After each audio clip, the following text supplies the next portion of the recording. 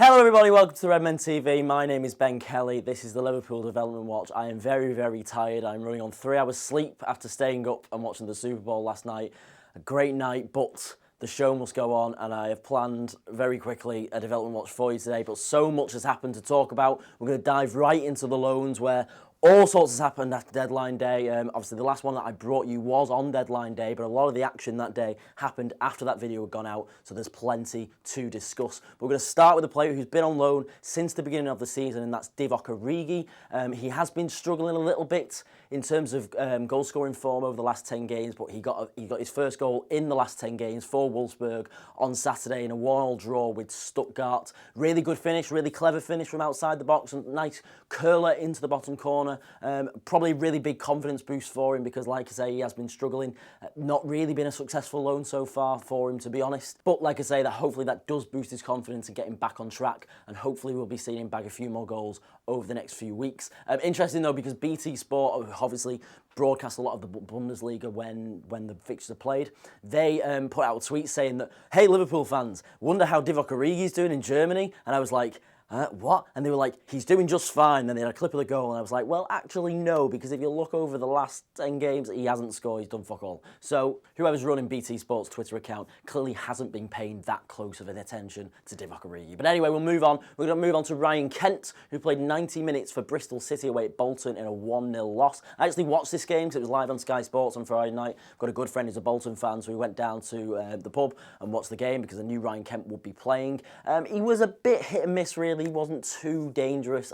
Obviously, he's only young and he's still developing. He wasn't particularly a game changer for Bristol. He looked better on the right-hand side. He started on the right-hand side, and then the second half, they changed the system and he came in and played more down the middle, and he was a lot less effective down the middle, to be honest. I'm not sure that's going to be his ideal position. Obviously, we know him as a winger, and I think that's probably best that he stays like that. He was much better out on the right-hand side. But like I say, they lost John Flanagan, who obviously loaned out on deadline day. I'll come to those loans later on, but I'm just going to include Flanagan in this. John Flanagan was on the bench for the Bolton in that game, but didn't get on the pitch. Marco Grujic played 82 minutes for Cardiff City as they beat Leeds United 4-1 away from home. It was a result that ultimately cost Leeds United manager Thomas Christiansen his job. Got booked, but overall had a good game, did Marco Grujic, so good for him. Good to see him getting another start for Cardiff City.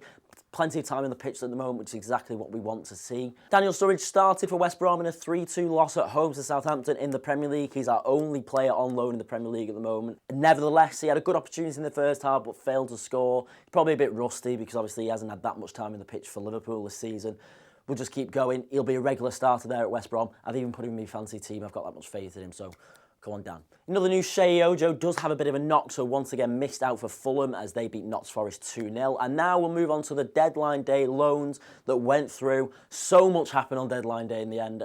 The show came out far too early, but I digress. Harry Wilson went to Hull City and he made his debut with a 20-minute sub appearance in a 2-1 loss to Preston on Saturday.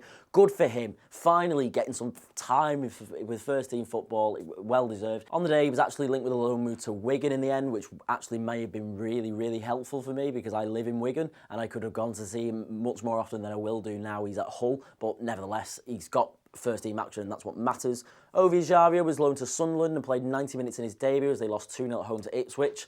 Get used to hearing that. Sunderland are shite at home. I think everybody knows this. Lazar Markovic finally got a loan move to Belgium side Anderlecht. To be honest, I doubt he'll play for Liverpool again, but I will bring you updates every week just purely because it is quite interesting to see how he does. If he really hits the ground running there, really hits some form, maybe there's a way back.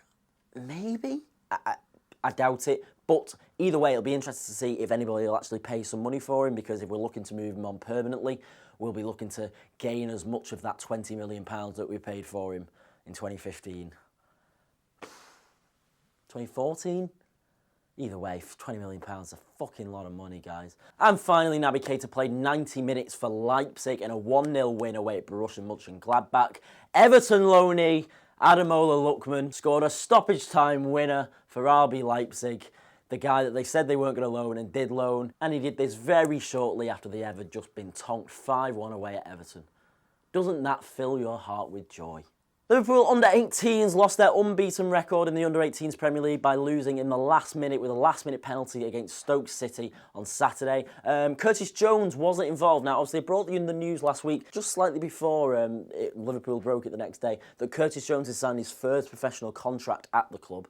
Now, he wasn't involved on Saturday, which makes me wonder that tonight, Liverpool under-23s play against Spurs away. So I'm wondering whether Curtis Jones will be involved in that squad. Obviously, like I say last week, and as I've already reported on all these loans, Neil Critchley's under-23 side has been torn apart a bit. So maybe Curtis Jones will be one of them players that he's looking to bring up from Steven Gerrard's under-18 side. Hopefully, maybe Adam Lewis will get a bit of a run as well, although the under-23s have just signed Tony Gallagher, who's a left-back, so maybe not. Glenn McCauley's also in for a shout when it comes to the under-18s. He might be looking at a promotion. But either way, Curtis Jones potentially involved tonight after signing his first professional contract last week.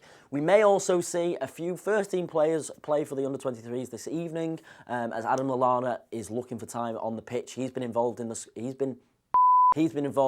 squad, as well as Danny Ings, Dom Solanke and Ben Woodburn. And that, ladies and gentlemen, concludes your development watch for this week. Thank you very, very much for watching. I will be back next week with another update on all the loans and new sides, as well as talking about that under-23s game away at Tottenham tonight. Like the video, subscribe to the channel, leave a comment, follow me on Twitter @bkelly776, and I will see you next week. Bye-bye.